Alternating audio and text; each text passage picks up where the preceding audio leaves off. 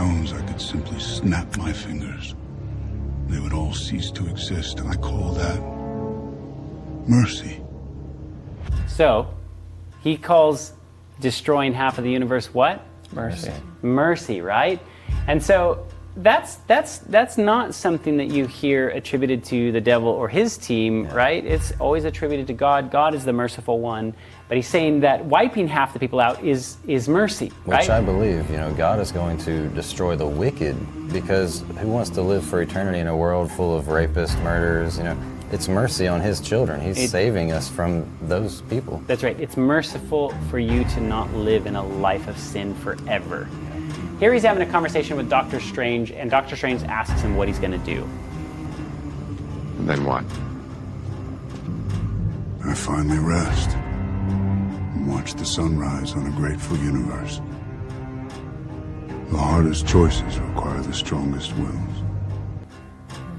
So after he destroys the world, what happens? He rests. He rests. What happens when God does come at his second coming and destroys sinful humanity? 1,000 years of rest. There's a time of rest that happens after that. So that's very interesting.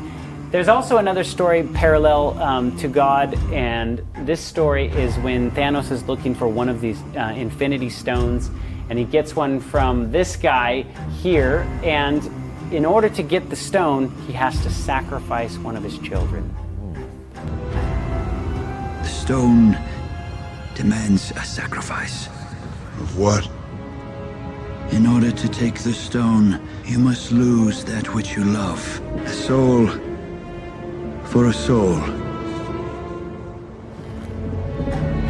Don't you find it interesting that the sacrifice, he's basically saying something that is so true. Sin requires a penalty to be paid for that sin, right? And here, God sacrificed his own son to pay that penalty for you and me. And who does he end up sacrificing? His daughter.